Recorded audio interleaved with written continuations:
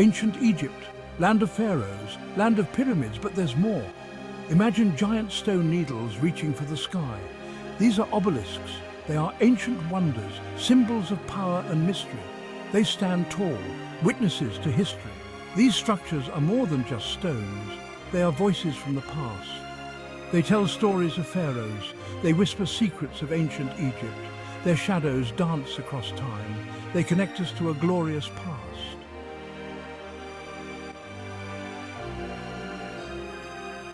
Obelisks were the pharaohs' pride, each one a testament to their reign. They were more than monuments. They were messages carved in stone, messages for the gods, messages for eternity. Imagine a pharaoh's power. He commands the sun god Ra. His words are etched in stone on the face of an obelisk, raised high for all to see, a symbol of his divine right to rule. These stone giants were not just for show. They were deeply symbolic. They represented the pharaoh's connection to the divine. They were a link between heaven and earth. Obelisks marked sacred spaces. They stood guard at temple entrances. They witnessed religious ceremonies. They were silent participants in the drama of ancient Egyptian life.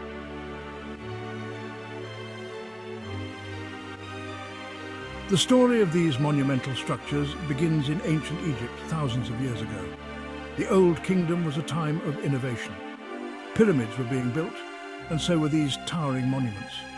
The first of these structures were modest, smaller than later ones, but the idea was revolutionary. A single shaft of stone reaching for the heavens, a powerful symbol. These early monuments were erected at Heliopolis, the city of the sun god Ra. This was no accident. They were connected to the sun god from the start. Early pharaohs like Senusret I embraced these structures. They saw their potential, their power. These monuments became a symbol of the pharaoh's authority. They were a way to connect with the gods.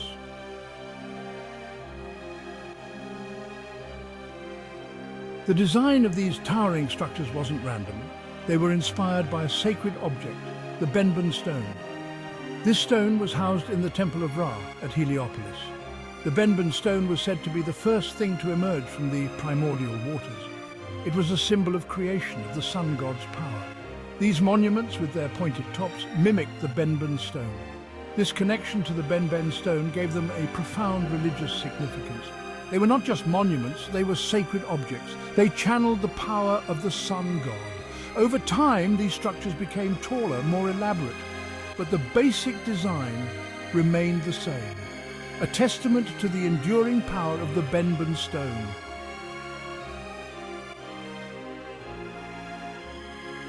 The Egyptians believed that these towering monuments were gifts to the sun god Ra.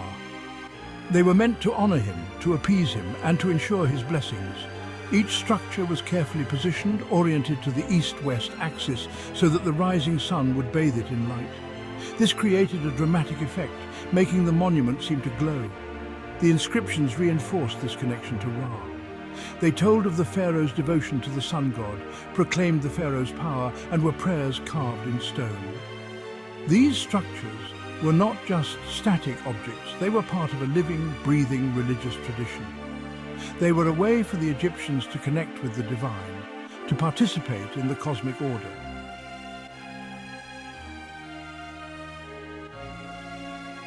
Imagine quarrying one of these monumental structures. A daunting task.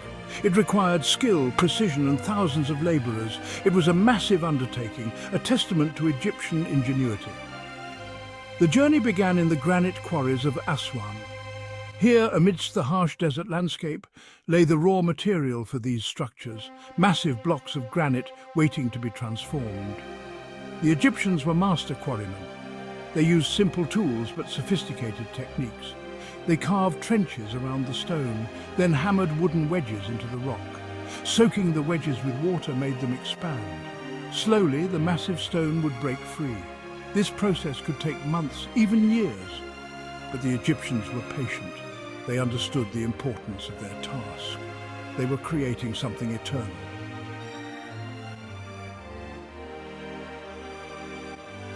Once freed from the quarry, the massive stone faced its next challenge: transportation. This was no easy feat. Remember, Some of these structures weighed hundreds of tons. The Egyptians used massive wooden sledges pulled by hundreds of men. The journey was slow, arduous. Every inch was a battle against friction and gravity. The Nile River was the lifeline of Egypt, and it played a crucial role in transporting these monuments. They were loaded onto massive barges and floated downriver to their destinations. This journey could take months. The structure was carefully protected, shielded from the elements. The pharaoh himself might accompany the procession, a testament to the importance of the monument. The final act was the most dramatic, raising the monument. Thousands gathered, a sense of anticipation in the air, a test of engineering skill, a spectacle of human endeavor. The massive stone was slowly pulled up the ramp. The final moments were critical. With a final push, the towering stone slid into place. A collective cheer rose. The towering stone stood tall, a symbol of the pharaoh's power, a gift to the gods.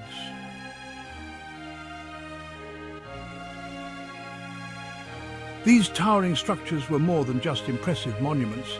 They were canvases for the pharaoh's messages, covered in hieroglyphs, from base to tip, each symbol carefully chosen. Imagine the skill of the scribes, chiseling intricate designs onto hard granite.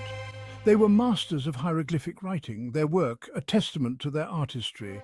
The inscriptions were not random. They followed a specific pattern, usually beginning with the pharaoh's names and titles enclosed in cartouches, oval shapes representing divine protection. These inscriptions told stories of the pharaoh's victories in battle, of their piety to the gods, of their building projects, each one a testament to their reign.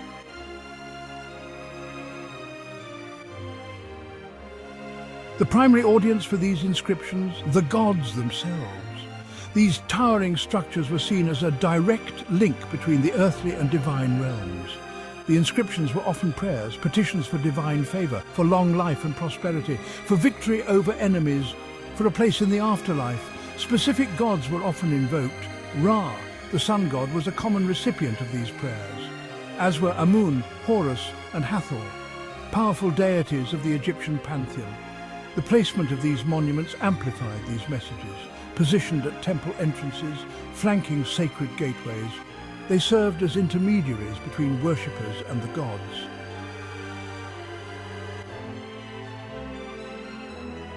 Section 3. Power and piety. The inscriptions on these monuments served a dual purpose. They proclaimed the pharaoh's piety, but they also reinforced their power and authority. The sheer size and scale of these structures were a statement of power. Only the pharaoh, with the god's favor, could command such resources. The inscriptions emphasized this connection. They declared the pharaoh's divine right to rule, their status as intermediaries between the gods and the people. These messages were not just for the gods, they were also for the people of Egypt, a constant reminder of the pharaoh's power and authority. These towering structures were therefore more than just religious symbols. They were political tools used to legitimize the pharaoh's rule, to inspire awe and obedience.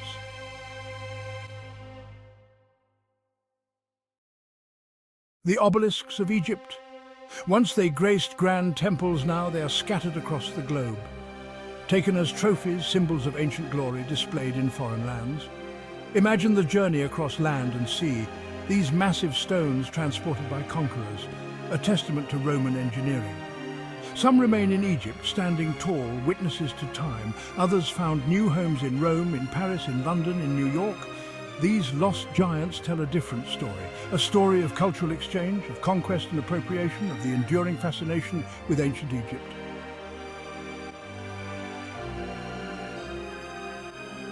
Among the most famous monuments are Cleopatra's Needles, two towering structures originally from Heliopolis, erected by Thutmose III.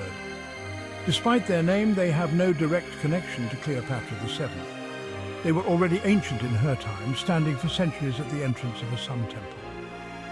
The Romans moved these structures to Alexandria in the time of Augustus Caesar. They stood in the Caesareum, a temple dedicated to the Roman emperors.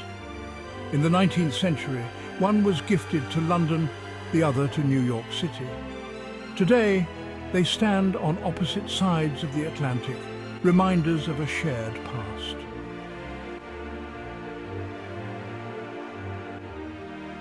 Another famous monument belongs to Thutmose III, a mighty pharaoh of the New Kingdom, known for his military exploits and his grand building projects.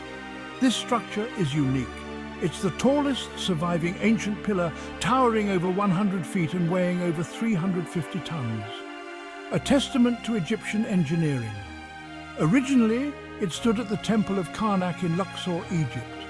One of 4 erected by Thutmose III, only one remains standing today. The Roman Emperor Constantius II moved this monument to Rome in the 4th century AD. It was re-erected in the Circus Maximus, a grand arena for chariot racing. Today it stands in the Piazza San Giovanni in Laterano, a silent giant in the heart of Rome, a symbol of ancient Egypt's enduring legacy.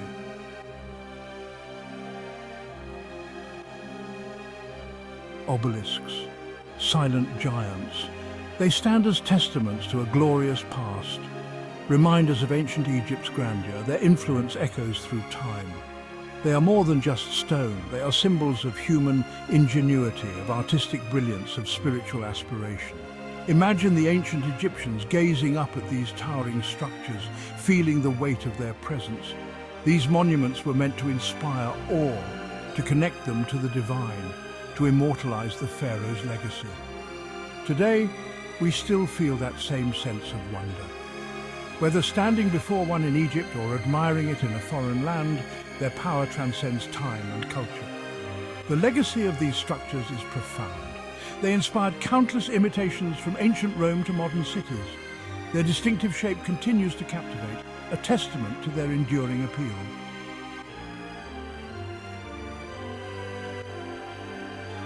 The story of these towering monuments doesn't end with ancient Egypt. It continues through history as other cultures adopted, adapted and reinterpreted these magnificent structures. The Romans, captivated by Egyptian grandeur, transported these structures across the empire, erecting them in their cities as symbols of their own power and sophistication. Their influence can be seen in art and architecture throughout the ages, from Renaissance monuments to modern skyscrapers, their distinctive shape echoing ancient inspiration. Even today, these structures continue to be erected as memorials, as landmarks, as expressions of human aspiration, their ancient symbolism resonating in modern contexts. The journey of these monuments is a testament to the power of cultural exchange, of the enduring legacy of ancient Egypt, and of the universal language of art and architecture.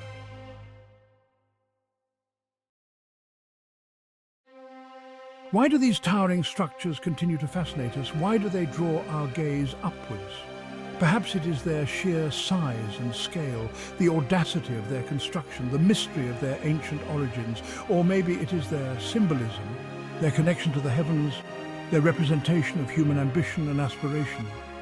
Whatever the reason, these monuments continue to exert a powerful hold on our imaginations. They are reminders of a time when humans dared to dream big, to create structures that would defy time itself. As we stand before these silent giants, we are reminded of the enduring power of the past and of the timeless allure of mystery and wonder.